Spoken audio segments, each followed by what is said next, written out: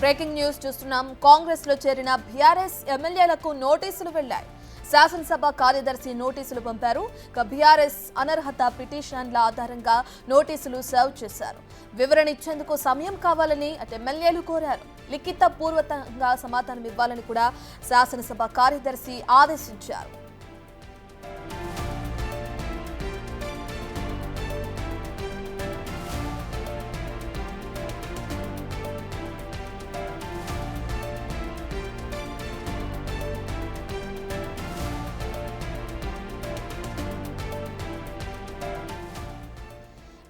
కాంగ్రెస్ లో చేరిన బీఆర్ఎస్ ఎమ్మెల్యేలు ఎవరైతే ఉన్నారో వాళ్ళకి నోటీసులు వెళ్లాయి. దానికి సంబంధించిన బ్రేకింగ్ న్యూస్ చూస్తున్నాం. శాసనసభ కార్యదర్శి ఈ నోటీసులను పంపించారు. బీఆర్ఎస్ అనర్హత పిటిషన్ల ఆధారంగా నోటీసులని సర్వ్ చేశారు. వివరణ ఇచ్చేందుకు సమయం కావాలని ఇప్పటికే ఎమ్మెల్యేలు కోరటం జరిగింది. లిఖిత పూర్వకంగా సమాధానం ఇవ్వాలని చెప్పి కూడా శాసనసభ కార్యదర్శి ఆదేశించడం కూడా మనం చూస్తున్నాం.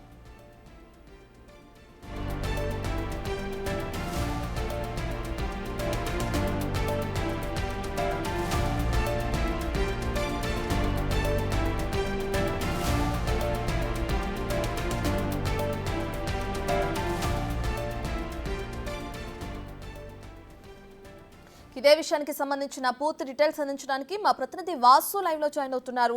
రైట్ వాసు, ఇప్పటికే కాంగ్రెస్ లో చేరిన బీఆర్ఎస్ ఎమ్మెల్యేలు ఎవరైతే ఉన్నాయో వాళ్ళకి నోటీసులు వెళ్ళటం మనం చూస్తున్నాం. దీనికి కొంత సమయం కావాలని చెప్పి కూడా వాళ్ళు అడగడం కూడా మనం చూస్తున్నాం. దీనికి సంబంధించిన డీటెయిల్స్ ఏ విధంగా ఉన్నాయి?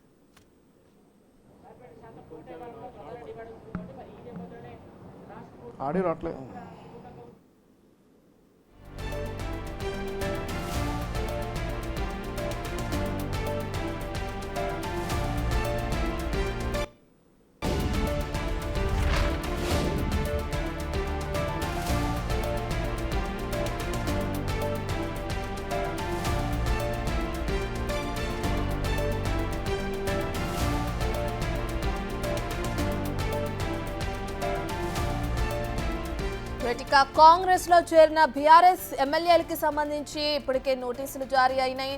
దానికి సంబంధించిన పూర్తి డీటెయిల్స్ అందించడానికి మా ప్రతినిధి వాసు అందుబాటులో ఉన్నారు. రైట్ వాసు, దీనికి సంబంధించి కొంత సమయం కావాలని వివరణ ఇవ్వడానికి ఎమ్మెల్యేలు కోరటం మనం చూస్తున్నాం. లిఖిత పూర్వకంగా సమాధానం ఇవ్వాలంటున్నారు శాసనసభ కార్యదర్శి. ఏ విధంగా ఉండనుంది, డీటెయిల్స్ ఏంటి వాసు? మీద చూస్తూ ఉన్నాం. గతంలో బీఆర్ఎస్ పార్టీలో గెలిచి పార్టీ ఫిరాయించినటువంటి ఎమ్మెల్యేలు కాంగ్రెస్ పార్టీలో చేరినటువంటి నేపథ్యంలో కూడా ఇప్పటికే బీఆర్ఎస్ ఎమ్మెల్యేలతో పాటు బీఆర్ఎస్ పార్టీ నేతలు పలు కేసులు దాఖలు చేశారు. ఈ కేసుల సంబంధంలో హైకోర్టులో విచారణ జరిగింది. నిన్న సుప్రీంకోర్టులో కూడా విచారణ జరిగింది. అయితే వీళ్ళు స్పీకర్ నోటీసులు జారీ చేసి వివరణ కోరేందుకు ఎంత సమయం కావాలని కూడా సుప్రీంకోర్టు క్వశ్చన్ చేసిన నేపథ్యంలో ఈరోజు అసెంబ్లీ సెక్రటరీ పార్టీ ఫిరాయించిన ఎమ్మెల్యేలకు నోటీసులు జారీ చేయడం సంచలనం కలిగిస్తూ ఉంది. మనం చూస్తున్నాం, ఇప్పటివరకు పార్టీ మారిన 9 నుంచి 10 మంది ఎమ్మెల్యేల వ్యవహారానికి సంబంధించి కూడా వివరణ కావాలంటూ కూడా అసెంబ్లీ సెక్రటరీ నోటీసులు జారీ చేసిన నేపథ్యంలో కొంత సమయం కావాలని కూడా ప్రస్తుతం వీళ్ళు కోరినట్టుగా తెలుస్తుంది. లిఖిత పూర్వకంగా అంటే రాతపూర్వకంగా మీరు సమాధానం ఇవ్వాలి. పార్టీ ఫిరాయింపులకు సంబంధించి ఎందుకు పార్టీ మారాల్సిన అవసరం వచ్చిందన్న నేపథ్యంలో కూడా, ఎందుకంటే ఇది ఇప్పటిదాకా కూడా బీఆర్ఎస్ పార్టీ పలు సందర్భాల్లో అసెంబ్లీ స్పీకర్ నోటీసులు జారీ చేయడం అంశాన్ని లేవనెత్తిన నేపథ్యంలో కూడా ఎలాంటి నిర్ణయం తీసుకోలేదు. కాబట్టి వీళ్ళు హైకోర్టును ఆశ్రయించారు. కానీ హైకోర్టులో విచారణ నేపథ్యంలో కూడా చర్యలు తీసుకోవాలని హైకోర్టు ఆదేశాలు జారీ చేసింది. ఆ పక్షంలో మనకి రీసెంట్గా కేటీఆర్ కూడా నిన్న సుప్రీంకోర్టులో పిటిషన్ దాఖలు చేసిన నేపథ్యంలో సుప్రీంకోర్టులో కూడా విచారణ జరిగింది. ఫిబ్రవరి 10కి వాయిదా వేయడం జరిగింది.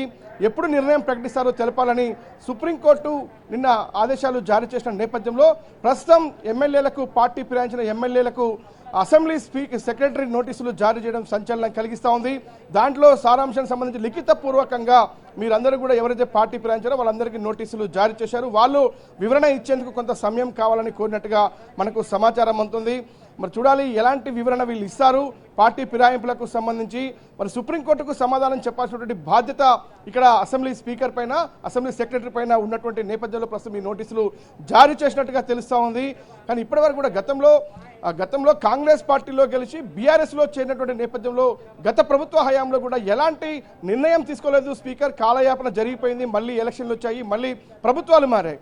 కానీ ఇప్పుడు తాజాగా మొదటిసారి నోటీసులు జారీ చేసిన నేపథ్యం అంటే వీళ్ళు నోటీసులకు వివరణ ఇస్తారా లేదంటే వీళ్ళు కూడా పర్సనల్గా సుప్రీంకోర్టులో హైకోర్టులో పిటిషన్లు దాఖలు చేస్తారా పార్టీ ఫిరాయించిన ఎమ్మెల్యేలకు సంబంధించి చూడాల్సి ఉంది. ఎందుకంటే ఒక పార్టీ బీఫామ్ పైన గెలిచి తర్వాత పార్టీ ఫిరాయించారు అన్నటువంటి ఆరోపణలు బీఆర్ఎస్ పార్టీ గత కొంత కాలంగా చేస్తూ ఉంది. హైకోర్టులో పలు పిటిషన్లు కొంతమంది ఎమ్మెల్యేలు దాఖలు చేసిన నేపథ్యం చూసాం. కానీ నేరుగా బీఆర్ఎస్ పార్టీ కూడా సుప్రీంకోర్టులో పిటిషన్ దాఖలు చేసింది. దీంట్లో కేటీఆర్ కూడా ఇన్వాల్వ్ అయ్యి ఒక న్యాయవాది సమక్షంలో వాదనలు వినిపించినటువంటి పరిస్థితి చూసాం. కానీ నిన్న సుప్రీంకోర్టులో విచారణ నేపథ్యంలో కూడా ప్రతివాదులందరికీ నోటీసులు జారీ చేయాలి, పిటిషన్ కాపీలు అందజేయాలని కూడా సుప్రీంకోర్టు ఆదేశిస్తూ ఫిబ్రవరి 10కి కేసు వాయిదా వేసిన నేపథ్యంలో సుప్రీంకోర్టులో అత్యున్నత న్యాయస్థానంలో విచారణ సాగుతున్నటువంటి నేపథ్యంలో ఎలాంటి ఇబ్బందులు రాకుండా ఉండేందుకే ప్రస్తుతం అసెంబ్లీ సెక్రటరీ ఈ యొక్క నోటీసులు జారీ చేశారు పార్టీ ఫిరాయించిన ఎమ్మెల్యేలకు. మరి వీళ్ళు ఎలాంటి వివరణ ఇవ్వబోతా ఉన్నారు? ప్రస్తుతానికి మాత్రం సమయం కోరినట్టుగా మనకు సమాచారం అందుతుంది. మరి ఎంతకాలం సమయం కోరారు, ఎలాంటి వివరణ వీళ్ళు ఇవ్వబోతా ఉన్నారు? కానీ అసెంబ్లీ స్పీకర్ సంబంధించినటువంటి సెక్రటరీ మాత్రం చాలా స్పష్టంగా లిఖితపూర్వకంగా మీ సమాధానం ఇవ్వాలని కోరారు. వీళ్ళు ఇచ్చినటువంటి సమాధానాన్ని రేపు సుప్రీంకోర్టులో వీళ్ళు కౌంటర్ ఫైల్ కావచ్చు లేదంటే వివరణ రూపంలో కానీ సుప్రీంకోర్టు ఇచ్చేటువంటి అవకాశం కనిపిస్తూ ఉంది. అంటే స్పీకర్ పూర్తిగా కూడా తనకు తానుగా వివరణ ఇచ్చే పరిస్థితి రాకుండా అసెంబ్లీ సెక్రటరీ ఎమ్మెల్యే ద్వారా ఈ వీళ్ళకి ఇచ్చినటువంటి నోటీసులకు ఇచ్చే సమాధానాన్ని రేపు సుప్రీంకోర్టులో కూడా ప్రొడ్యూస్ చేయబోతున్నారు. సుప్రీంకోర్టులో అది నివేదిక రూపంలో ఇస్తారా లేదంటే మరొక కౌంటర్గా వీళ్ళు ఇస్తారా అనేది చూడాల్సి ఉంది. ఎందుకంటే సుప్రీంకోర్టు చాలా స్పష్టంగా తదుపరి విచారణలోపు ఎప్పుడు మీరు నిర్ణయం తీసుకుంటారు, ఎప్పుడు మీరు సమాధానం ఇస్తారు అన్న అంశానికి సంబంధించి స్పష్టమైనటువంటి ఆదేశాలు జారీ అయినాయి. కాబట్టి ప్రస్తుతం అయితే ఈ నోటీసులు అందినట్టుగా తెలుస్తోంది. దీనికి సంబంధించి మరి ఎమ్మెల్యేలు ఇవ్వబోయేటువంటి వివరణ చాలా కీలకం కాబోతోంది. పార్టీ ఫిరాయింపులకు సంబంధించి ఎందుకు పార్టీ మారాల్సి వచ్చింది, మరి పార్టీ మారామని చెప్తారా మారలేదని చెప్తారా, ఎలాంటి అంశాలను వాళ్ళు రేపు నోటీసుకు వివరణ ఇవ్వబోతా ఉన్నారో అది చాలా కీలకంగా మారనుంది. ఎందుకంటే మన గత దేశంలో ఉన్నటువంటి ప్రతి ప్రభుత్వ హయాంలో కూడా అనేక రాష్ట్రాల్లో కూడా ఈ విధంగానే ఎమ్మెల్యేలు పార్టీ ఫిరాయింపులు చేసిన పరిస్థితులు మనం చూస్తాం. కానీ ఎక్కడ కూడా అనర్హత వేటులు వేసినటువంటి నేపథ్యం మనం చూడలేదు.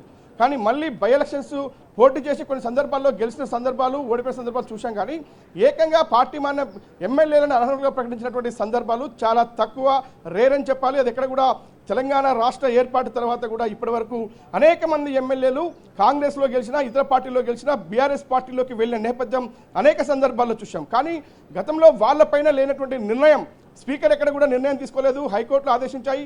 కొన్ని సందర్భాల్లో రాజ్యాంగపరమైనటువంటి అంశాల్లో మేము కలగ చేసుకోలేమని న్యాయస్థానాలు చాలా స్పష్టంగా చెప్పాయి.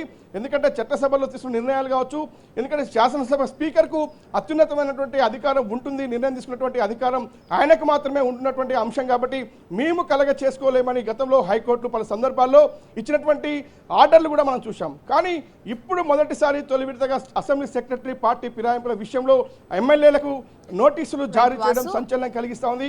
ఈ నోటీసులకు సంబంధించి ఎలాంటి సమాధానం విలుసరా చూడాల్సి ఉంది. చెప్పండి వాసు. ఇప్పటికే చూసుకుంటే ఆ వివరణ ఇచ్చిన తర్వాత ఎమ్మెల్యేలు ఎవరైతే ఉన్నారో అనర్హత నోటీసులు పొందిన ఎమ్మెల్యేలు దానికి సంబంధించి వాళ్ళు వివరణ ఇచ్చిన తర్వాత తదుపరి విచారణ ఏ విధంగా కొనసాగే అవకాశం కనిపిస్తుందంటారు? ఫిబ్రవరి 10వ తారీఖున సుప్రీంకోర్టులో విచారణ జరగబోతుంది. ఫిరాయింపు ఎమ్మెల్యేలకు సంబంధించి బీఆర్ఎస్ పార్టీ తరఫున కేటీఆర్ దాఖలు చేసినటువంటి ఈ యొక్క పిటిషన్ పైన విచారణ జరుగుతున్న తరుణంలో ఆ లోపే ఖచ్చితంగా అసెంబ్లీ సెక్రటరీ వివరణ తీసుకోవాల్సి ఉంటుంది. కానీ సమయం తక్కువ ఉంది. వారం రోజుల్లో కేసు విచారణకు రానున్న నేపథ్యంలోనే అసెంబ్లీ సెక్రటరీ ప్రస్తుతం ఫిరాయింపు ఎమ్మెల్యేలకు నోటీసులు జారీ చేశారు. కానీ వాళ్ళ వివరణ వ్రితకపూర్వకంగా ఇచ్చిన తర్వాత అదే అంశాలను వీళ్ళు ప్రస్తావించిన అంశాలను వాళ్ళు రేపు, ఎందుకంటే వీళ్ళు ఖచ్చితంగా ఇది ఆషామాషి వ్యవహారం కాదు. పార్టీ ఫిరాయింపులకు సంబంధించి వీళ్ళు గెలిచి కేవలం ఏడాది మాత్రం పూర్తవుతుంది. ఇక 4 ఏళ్ల పాటు పదవిలో కొనసాగాల్సినటువంటి అవసరం ఉన్నటువంటి నేపథ్యంలో వీళ్ళు న్యాయ నిపుణుల సలహా తీసుకొని మాత్రమే రేపు స్పీకర్ అసెంబ్లీ సెక్రటరీకి సంబంధించినటువంటి ఈ యొక్క వివరణ ఇచ్చే అవకాశం ఉంది. న్యాయ నిపుణుల సలహా తీసుకుంటారు. ఖచ్చితంగా ఏ విధంగా సుప్రీంకోర్టులో ఎదుర్కోవాలి ఈ కేసు అన్న అంశానికి సంబంధించి కూడా కొంత న్యాయ నిపుణుల వివరణ తీసుకునే అవకాశం ఉంది. వాళ్ళ ద్వారానే ఈ యొక్క వివరణ ఇచ్చేటువంటి అవకాశం కనిపిస్తూ ఉంది. మరి ఎంతకాలం అసెంబ్లీ సెక్రటరీ నిర్ణయం ఇచ్చారు వీళ్లకు నోటీసుల్లో అనేది మాత్రం మరి కాసేపట్లో స్పష్టత వచ్చే అవకాశం ఉంది. ఎలాంటి నోటీసులు అందాయి, ఆ నోటీసుల సారాంశం ఏమిటి, లిఖితపూర్వకంగా ఇవ్వమన్నారా లేదంటే సుప్రీంకోర్టు కౌంటర్ రూపంలో వీళ్ళేమైనా వీళ్ళు కేసులు ఎదుర్కోబోతా ఉన్నారా అన్న అంశానికి సంబంధించి క్లారిటీ రావాల్సి ఉంది. మొత్తం మీద ఎమ్మెల్యేలు అందరూ ఎలాంటి నోటీసులు వాళ్ళకి జారీ అయ్యాయో తెలిసిన తర్వాత వాటిపైన స్పందించే అవకాశం కనిపిస్తూ ఉంది. ఎందుకంటే సుప్రీంకోర్టులో అత్యున్నత న్యాయస్థానంలో విచారణ జరుగుతున్న నేపథ్యంలో స్పీకర్ నిర్ణయం తీసుకోవాల్సినటువంటి పరిస్థితి ఏర్పడింది. అంటే ఖచ్చితంగా వివరణ రూపంలో అది నిర్ణయం తీసుకుంటారా, వీళ్ళపైన చర్యలు తీసుకుంటారా అన్న అంశం పక్కన పెడితే వాటికి ముందు ఖచ్చితంగా వీళ్ళ వివరణ కోరాల్సినటువంటి అవసరం మాత్రం కనిపిస్తూ ఉంది. కాబట్టి ఈ నోటీసుల జారీ జరిగింది. ఆ నోటీసులకు సంబంధించినటువంటి సమాధానం వచ్చిన తర్వాత ఒక కీలకమైనటువంటి నిర్ణయం వెలువడే అవకాశం ఉంది. సుప్రీంకోర్టు ఆదేశాల మేరకే ఆ నిర్ణయం తీసుకునే అవకాశం కూడా మనకు కనిపిస్తూ ఉంది. కానీ గతంలో హైకోర్టులో అయితే ఈ యొక్క రాజ్యాంగపరమైనటువంటి అంశం కాబట్టి అసెంబ్లీ శాసనసభలో చేసేటువంటి నిర్ణయాలకు సంబంధించి మేము కలగ చేసుకోలేమని పలు సందర్భాల్లో చెప్పినటువంటి నేపథ్యంలో మరి సుప్రీంకోర్టు ఏం చెప్పబోతోంది, రేపు అసెంబ్లీ స్పీకర్ నిర్ణయానికే వదిలేస్తుందా, లేదంటే వీళ్ళపైన చర్యలు తీసుకోమని ఆదేశిస్తుందా, లేదంటే ఆలోపే చర్యలకు మేము సిద్ధమయ్యామని అసెంబ్లీ సెక్రటరీ రేపు వివరణ ఇస్తారా? అంటే ఇవన్నీ కూడా కొన్ని అనేక రకాల ప్రశ్నలు ఉత్పన్నమవుతున్నాయి. ఇది మొదటిసారి కాదు, దేశంలో అనేక సందర్భాల్లో అనేక ప్రభుత్వాల ఇలాంటి పార్టీ ఫిరాయింపుల నేపథ్యంలో జరిగినటువంటి అంశం. కానీ ఎక్కడ కూడా పూర్తి స్థాయిలో నిర్ణయాలు తీసుకున్నటువంటి సందర్భాలు మనం చూడలేదు. ప్రస్తుతం అయితే చూడాలి అసెంబ్లీ సెక్రటరీకి ఎలాంటి నోటీసుల వివరణ వీళ్ళు ఇస్తారు, రేపు సుప్రీంకోర్టులో అసెంబ్లీ సెక్రటరీ తరపున స్పీకర్ తరపున ఎలాంటి సమాధానం ఇస్తారు, ఆ తర్వాత సుప్రీంకోర్టు ఎలాంటి ఆదేశాలు తీసుకుంటుంది, ఎలాంటి ఆదేశాలు జారీ చేస్తుందో చూడాల్సి ఉంది. Right, thank you Vasu.